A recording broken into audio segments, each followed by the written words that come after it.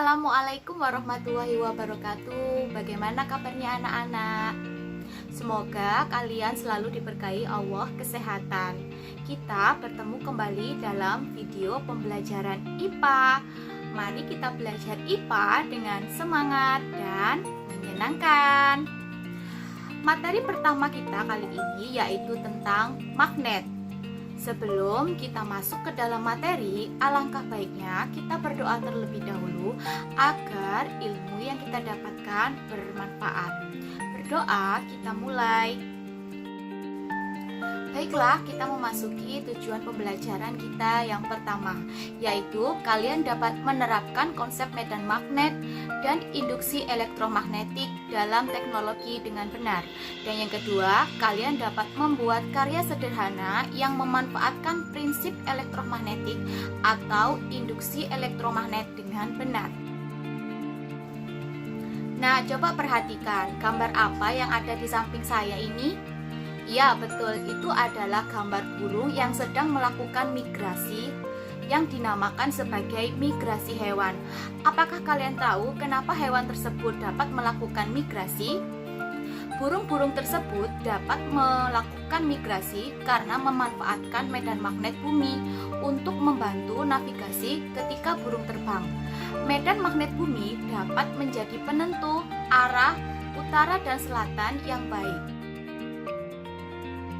Ilustrasi yang sudah saya sampaikan tadi, kalian jelas mengetahui bahwa bumi kita adalah sebuah magnet raksasa.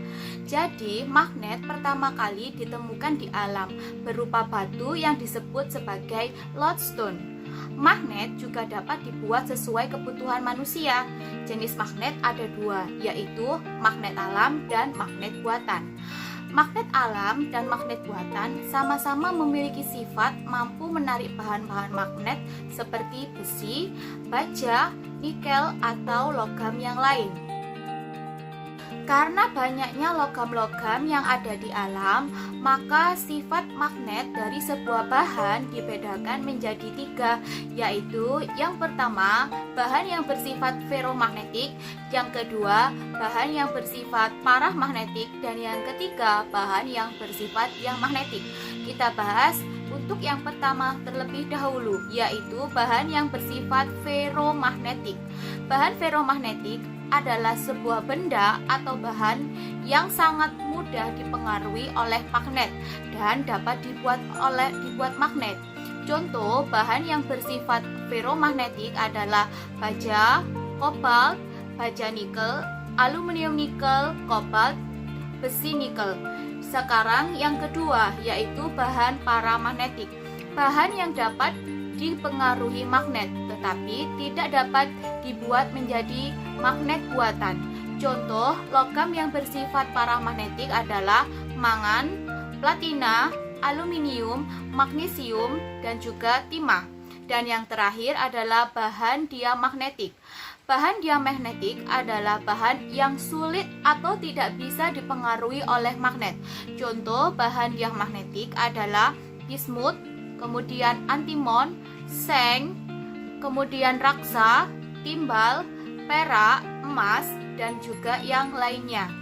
Agar lebih memahami tentang sifat bahan magnet, kalian dapat melakukan literasi yang lebih jauh. Cara membuat magnet. Jadi nanti terdapat tiga cara, yaitu cara menggosok, kemudian cara induksi, dan yang terakhir adalah cara elektromagnet. Untuk yang pertama kita bahas dengan cara menggosok. Cara menggosok caranya gosokkan magnet ke sebuah bahan ferromagnetik dengan arah yang konstan dan terus-menerus. Bagian benda yang terakhir digosok akan mempunyai kutub yang berlawanan dengan kutub magnet penggosok. Seperti gambar saya sebelah, jadi ujung selatan digosokkan pada ujung X, sehingga yang berlawanan arah yaitu utara dengan ujung X akan berlawanan arah, sehingga X berkutub menjadi kutub selatan dan Y akan menjadi kutub utara.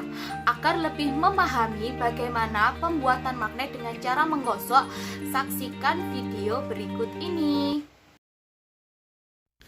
Pertama, Siapkan sebuah magnet dan sebatang paku, kemudian gosokkan magnet dengan cara searah pada batang paku.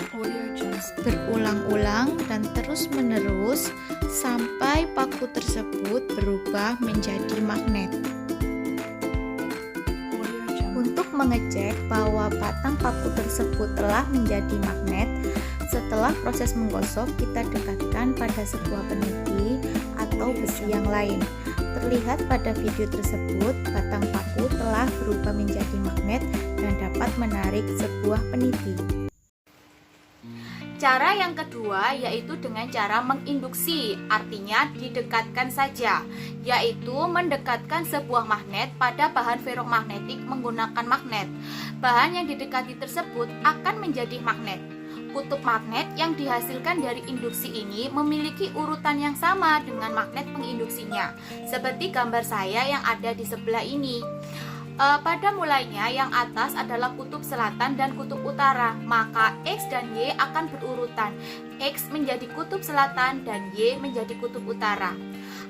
Agar kalian lebih memahami bagaimana cara membuat magnet dengan cara induksi, kalian bisa menyaksikan video berikut ini. Pembuatan magnet dengan cara induksi yaitu cukup mendekatkan sebuah batang paku dengan sebuah magnet. Karena dilakukan percobaan di rumah, maka cukup melekatkan sebuah lem atau lakban pada sebuah paku dan didekatkan pada sebuah magnet dengan cara tertentu. Kemudian diamkan beberapa menit. Untuk mengecek paku tersebut sudah menjadi magnet, dapat dicek dengan mendekatkan pada peniti. Terlihat bahwa batang paku telah menjadi magnet. Yang terakhir yaitu membuat magnet dengan cara elektromagnet. Magnet dapat dibuat dengan cara mengaliri listrik DC melalui kawat yang dililitkan. Ibaratnya, untuk menentukan kutub magnet, kalian dapat menggunakan kaidah tangan kanan. Atur genggam tangan kanan agar arah arus listrik sesuai dengan arah genggaman keempat jari kanan. Jadi, empat jari kanan ini menentukan arah arus listrik dan arah ibu jari ini menentukan kutub magnet. Dari gambar yang sudah ada, arah dari arus listrik tersebut di atas, maka genggamlah benda seolah-olah dari atas seperti ini. Seperti ini arahnya, arus listriknya ke atas. Maka arah ibu jari menunjukkan kutub utara. Jadi tolong diingat anak-anak, arah ibu jari ini menunjukkan arah kutub utara. Dari gambar maka terlihat yang sebelah kiri ditunjukkan oleh ibu jari adalah arah kutub utara magnet dan yang sebelah kanan adalah arah kutub selatan. Agar lebih memahami bagaimana pembuatan magnet dengan cara elektromagnet, kita saksikan video berikut ini. Siapkan sebuah kawat tembaga dengan panjang kurang lebih 1 meter. Kemudian lilitkan pada paku yang akan kita buat menjadi magnet. Lilitkan sebanyak mungkin sampai semua bagian paku terlilit oleh kawat tembaga seperti yang ditunjukkan pada video berikut. Ketika semua bagian dari paku telah terlilit oleh kawat tembaga seperti yang ditunjukkan oleh video tersebut, maka ujung-ujung kawat tembaga diletakkan atau ditempelkan pada ujung baterai. Pada ujung baterai positif dan juga pada baterai ujung negatif.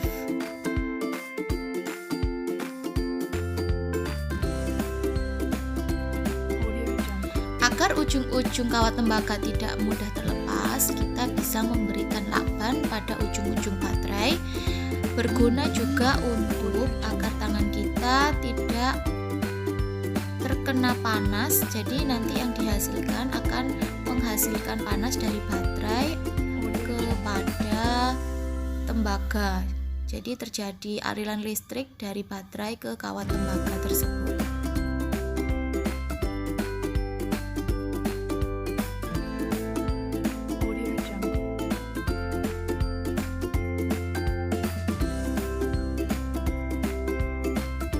Jika sudah siap seperti pada video tersebut, maka kita bisa membiarkan beberapa menit sampai terasa panas pada ujung-ujung jari kita.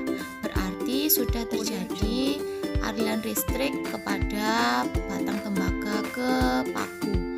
Kita lihat untuk mengecek apakah paku tersebut sudah menjadi magnet, maka paku tersebut dapat menarik peniti yang didekatkan seperti pada video tersebut.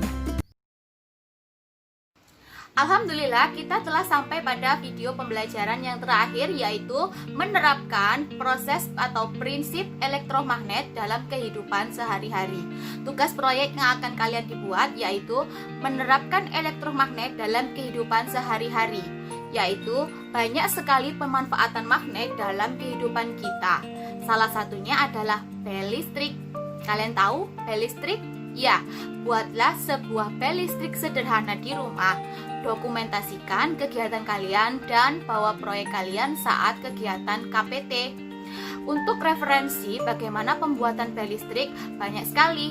Bisa kalian cari pada media massa atau internet, atau kalian dapat membaca dari buku literasi atau buku pegangan yang sudah ada. Baiklah anak-anak, sampai di sini video pembelajaran IPA kalian. Tetap menjaga kesehatan agar tetap semangat dalam belajar. Semoga ilmu yang kita dapatkan hari ini bermanfaat. Wassalamualaikum warahmatullahi wabarakatuh.